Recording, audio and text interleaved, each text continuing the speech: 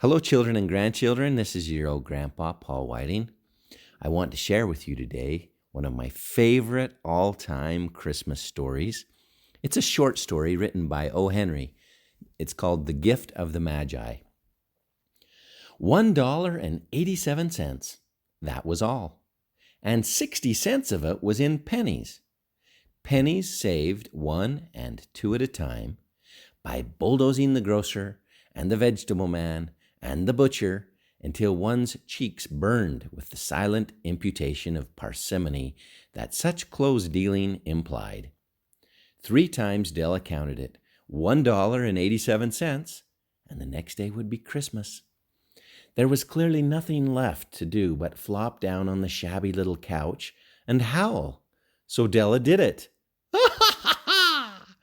Which instigates the moral reflection that life is made of sobs, sniffles, and smiles, with sniffles predominating. While the mistress of the home is gradually subsiding from the first stage to the second, take a look at the home. A furnished flat at $8 per week. It did not exactly beggar description, but it certainly had that word on the lookout for the mendicancy squad. In the vestibule below was a letter box into which no letter would go, and an electronic button from which no mortal finger could coax a ring. Also appertaining thereto was a card bearing the name Mr. James Dillingham Young. The Dillingham had been flung to the breeze during a former period of prosperity, when its possessor was being paid $30 per week. Now, when the income was shrunk to $20, the letters of Dillingham looked blurred, as though they were thinking seriously of contracting to a modest and unassuming D. But whenever Mr. James Dillingham Young came home and reached his flat above, he was called Jim, and greatly hugged by Mrs. James Dillingham Young, already introduced to you as Della, which is all very good. Della finished her cry and attended to her cheeks with the powder rag. She stood by the window and looked out dully at a gray cat walking a gray fence in a gray backyard. Tomorrow would be Christmas Day, and she had only $1.87 with which to buy Jim a present. She had been saving every penny she could for months, with this result. $20 a week doesn't go far. Expenses had been greater than she had calculated. They always are. Only $1.87 to buy a present for Jim, her Jim. Many a happy hour she had spent planning for something nice for him, something fine and rare and sterling, something just a little bit near to being worthy of the honor of being owned by Jim. There was a pier glass between the windows of the room. Perhaps you have seen a pier glass in an $8 bat. A very thin and very agile person may, by observing his reflection in a rapid sequence of longitudinal strips, obtain a fairly accurate conception of his looks. Della, being slender, had mastered the art. Suddenly she whirled from the window and stood before the glass.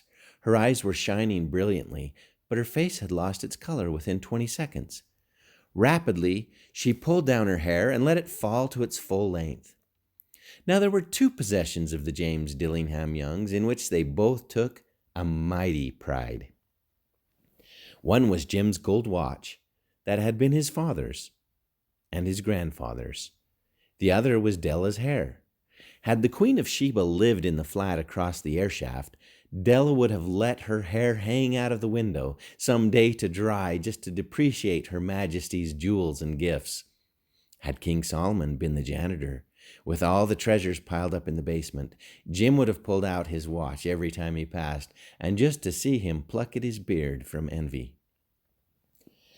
So now Della's beautiful hair fell about her, rippling and shining like a cascade of brown waters. It reached below her knee and made itself almost a garment for her, and then she did it up again nervously and quickly. Once she faltered for a minute and stood while a tear or two splashed on the worn red carpet. On went her old brown jacket, on went her old brown hat, With a whirl of skirts and with the brilliant sparkle still in her eyes, she cluttered out the door and down the stairs to the street, where she stopped. The sign read, Sophronia, hair goods of all kinds. One ate-up Della ran and collected herself, panting. Madame Large, too white, chilly, hardly looked the Sophronia. Will you buy my hair? Asked Della. I buy hair, said Madame. Take your hat off and let's have a sight at the looks of it. Down rippled the brown cascade. $20, said Madame, lifting the mass with a practiced hand. Give it to me quick, said Della. Oh, and the next 2 hours tripped by on rosy wings. Forget the harsh metaphor. She was ransacking the stories for Jim's present. She found it at last. It surely had been made for Jim, and no one else. There was no other like it in any of the stores, and she had turned all of them inside out. It was a platinum fob chain, simple and chaste in design, properly proclaiming its value by substance alone, and not meretricious ornamentation, as all good things should do. It was even worthy of the watch. As soon as she saw it, she knew that it must be Jim's. It was like him, quietness and value. The description applied to both. $21 they took from her for it, and she hurried home with the 78 cents. With that chain on his watch, Jim might be properly anxious about the time in any company.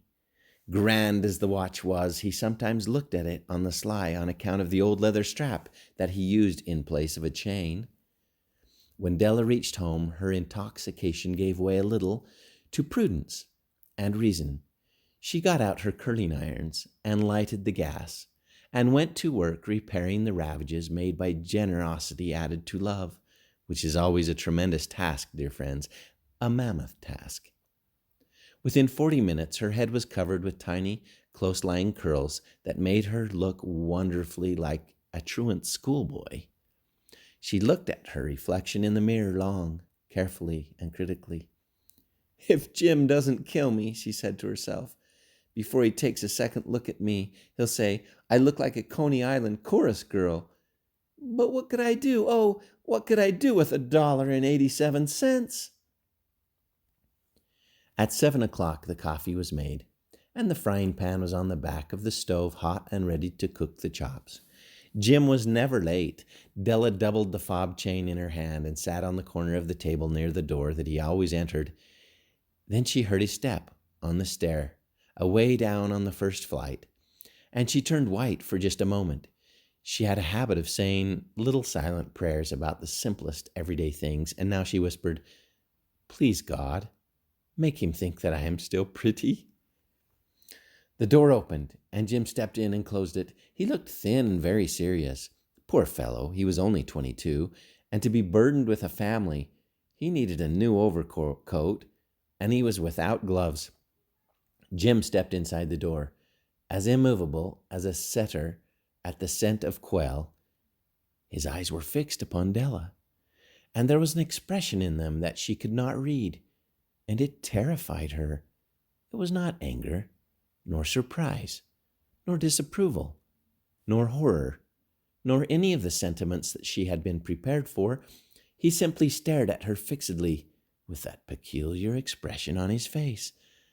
Della wiggled off the table and went for him. Jim, darling, she cried, don't look at me that way. I had my hair cut off and sold it because I couldn't have lived through Christmas without giving you a present. I'll grow it out again. You won't mind, will you? I just had to do it. My hair grows awfully fast. Say Merry Christmas, Jim, and let's be happy. You don't know what a beautiful, nice gift I've got for you. You've cut off your hair? Asked Jim laboriously, as if he had not arrived at the patent fact yet, even after the hardest mental labor. Cut it off and sold it, said Della. Don't you like me just as well anyhow? I'm me without my hair, ain't I? Jim looked about the room curiously.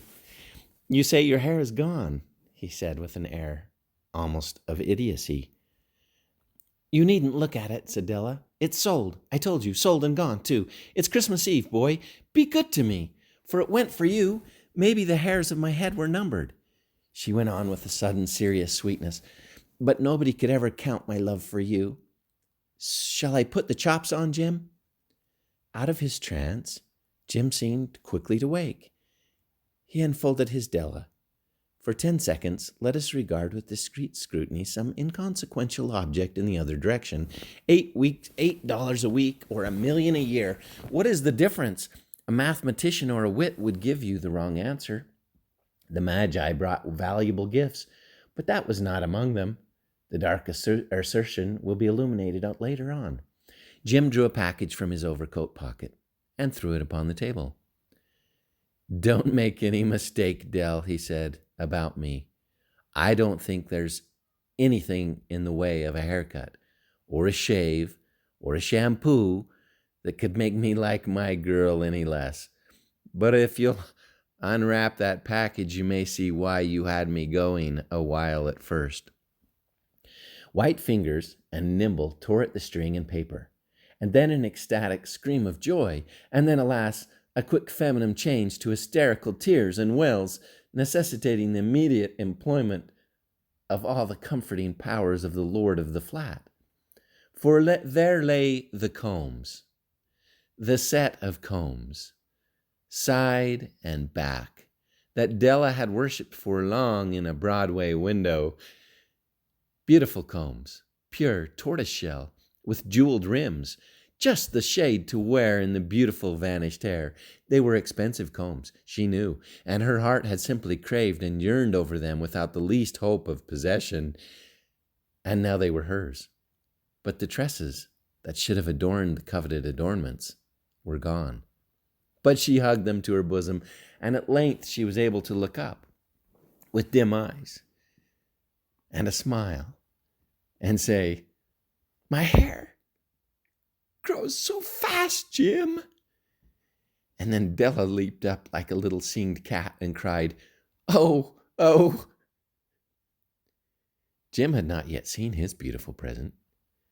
She held it out to him eagerly upon her open palm. The dull, precious metal seemed to lash with a reflection of her bright and ardent spirit. "Isn't it a dandy, Jim? I hunted all over town to find it. You'll have to look at the time 100 times a day now. Give me your watch. I want to see how it looks on it." Instead of obeying, Jim tumbled down on the couch and put his hands under the back of his head and smiled. "Dell," said he, "let's put our Christmas presents away and keep 'em a while. They're too nice to use just at present. I sold the watch to get the money to buy your combs. And now, suppose you put the chops on." The Magi, as you know, were wise men, wonderfully wise men, who brought gifts to the babe in the manger. They invented the art of giving Christmas presents. Being wise, their gifts were no doubt wise ones, possibly bearing the privilege of exchange in case of duplication.